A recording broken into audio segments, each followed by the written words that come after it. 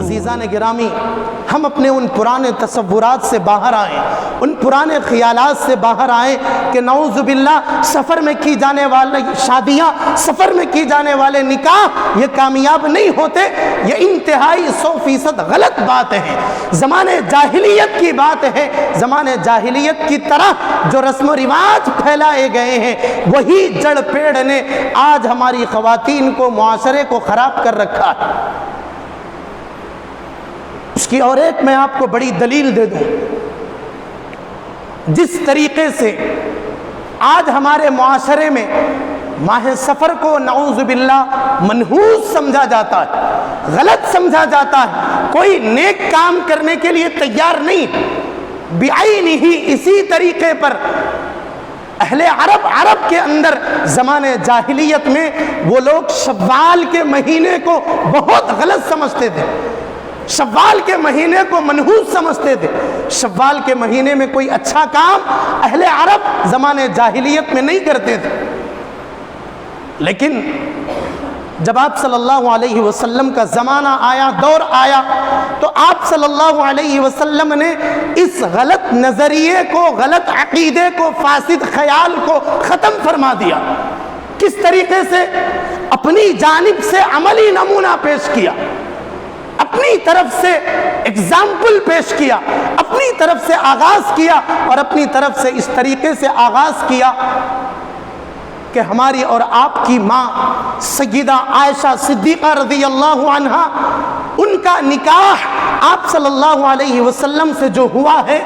وہ شوال کے مہینے میں ہوا۔ حضرت عائشہ صدیقہ رضی اللہ عنہا، ان کی رخصتی آپ صلی اللہ علیہ وسلم کے پاس اسی شوال کے مہینے میں ہوئی، اور یہ عمل اس لیے کیا گیا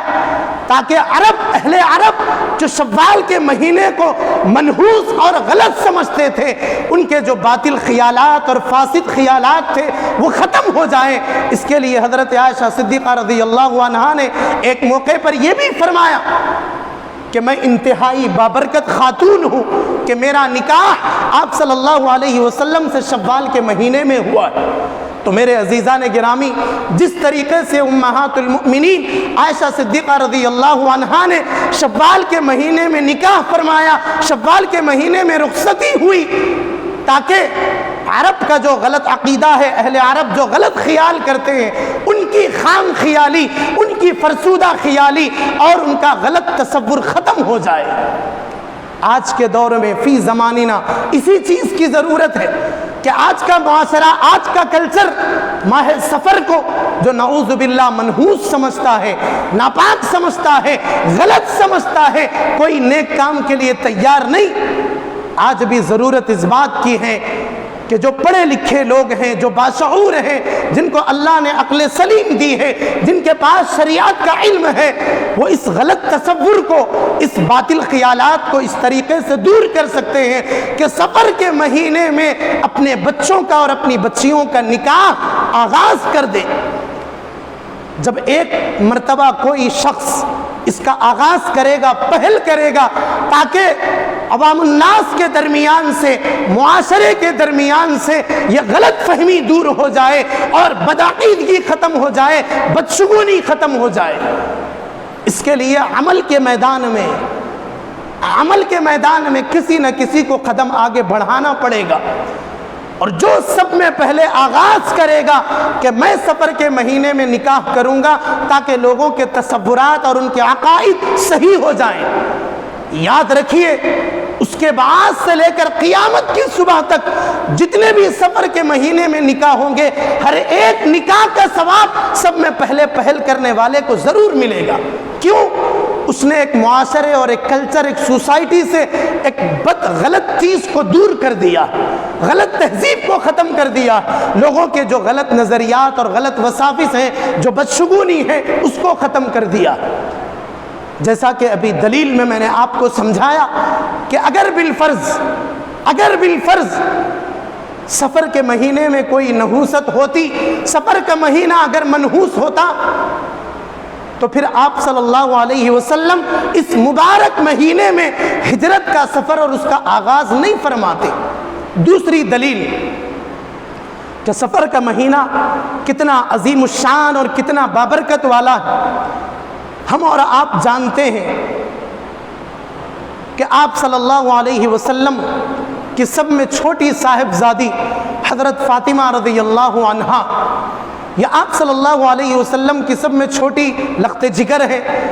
اللہ کے نبی نے بے انتہا حضرت فاطمہ سے پیار کیا ہے، لاڑ کیا ہے،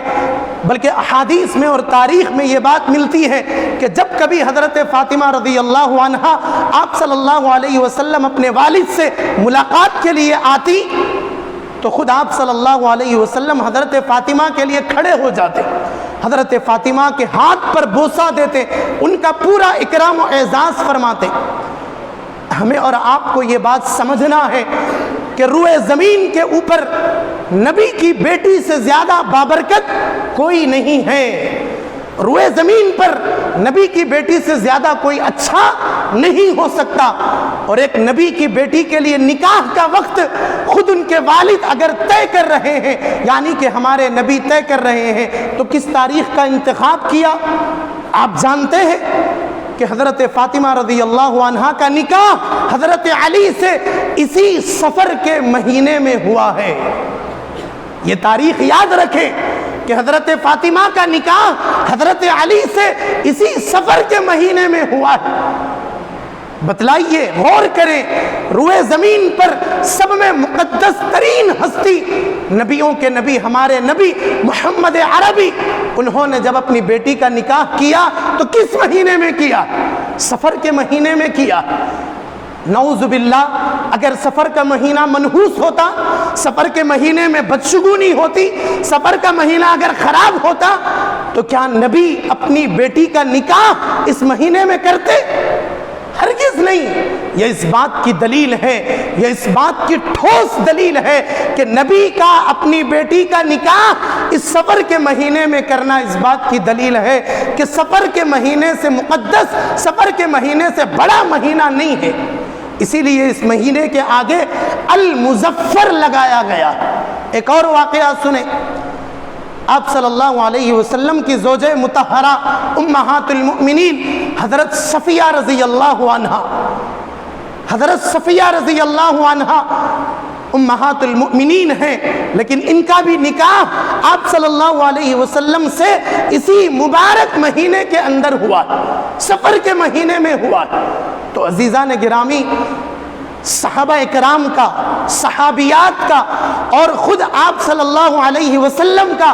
اس سفر کے مہینے میں نکاح کرنا، اس مبارک مہینے میں شادی کرنا، خیر و برکت والا کام کرنا، اس بات کی دلیل ہے کہ شریعت مطہرہ میں سفر المظفر انتہائی کامیاب مہینہ ہے، سفر المظفر انتہائی بابرکت مہینہ ہے، سفر المظفر انتہائی عظیم الشان مہینہ، اور اس مہینے کے اندر کوئی برائی نہیں ہے، اس مہینے کے اندر کوئی نحوست نہیں۔ اور اس مہینے کی ایک اور رسم بد، زمانے جاہلیت کی رسم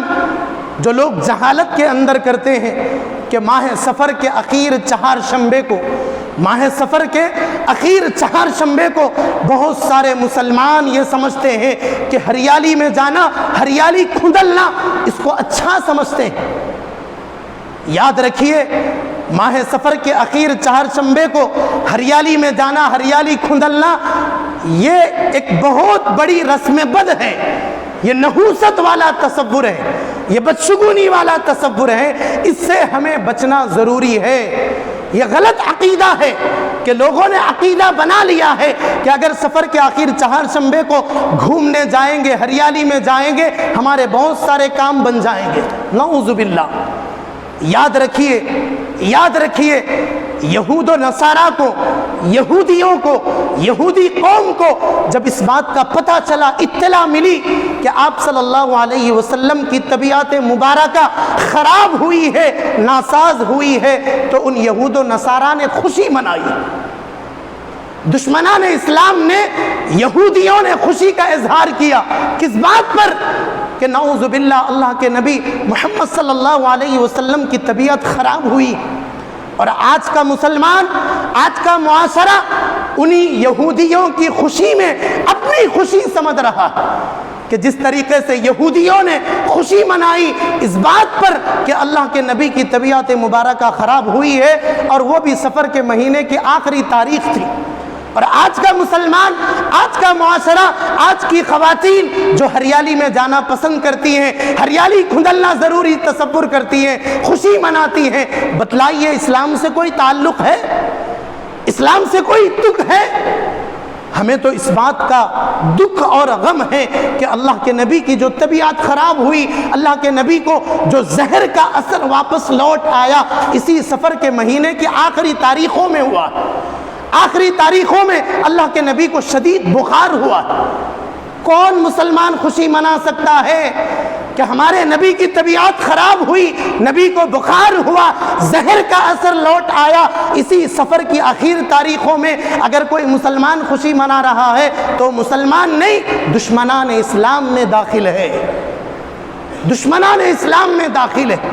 اسی لیے میرے عزیزوں، یہ تمام واقعات، یہ تمام دلیلیں اس بات کو بتلاتی ہیں کہ سفر کا مہینہ کوئی منحوس نحوست والا، بدشگونی والا، بدعقیدے والا مہینہ نہیں ہے، بلکہ یہ مہینہ انتہائی عظیم الشان اور بابرکت والا،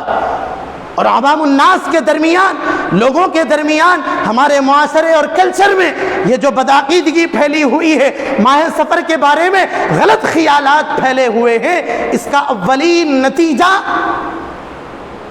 دین کے علم سے دوری، علم دین سے دوری اور جہالت ہے۔ ہم کبھی اس بات کی کوشش ہی نہیں کرتے کہ آخر ماجرا کیا ہے، آخر معاملہ کیا ہے، کہ شریعت کیا کہتی ہے، زمانے کے رسم و رواج کیا کہتے ہیں۔ ان دونوں کو سامنے رکھ کر فیصلہ کرنا ضروری ہے۔ اگر آپ لوگوں کے سنی سنائی باتوں پر یقین کریں گے، لوگوں کے رسم و رواج پر چلیں گے، تو یاد رکھیے یہ رسم و رواجیں اور آگے جا کر مزید بگاڑ کا ذریعہ بنیں گی، مزید گمراہی کا ذریعہ بنیں گی، اور جہالت کا ذریعہ بنیں گی۔ ضرورت اس بات کی ہے کہ ماہ سفر کے متعلق جتنی غلط خیالات ہیں، فاسد عقیدے ہیں، غلط رسم و رواج ہیں، ان کو چھوڑیے، بلکہ شریعت یہ کہتی ہے کہ ہر اچھا کام، ہر نیک کام، ہر بڑے سے بڑا کام، چاہے وہ دکان کا معاملہ ہو، تجارت کا معاملہ ہو، یا پھر نکاح کا معاملہ ہو، یہ سارے کام اس سفر کے مہینے میں الحمدللہ کیے جا سکتے ہیں، ان کے اندر کوئی خرابی نہیں۔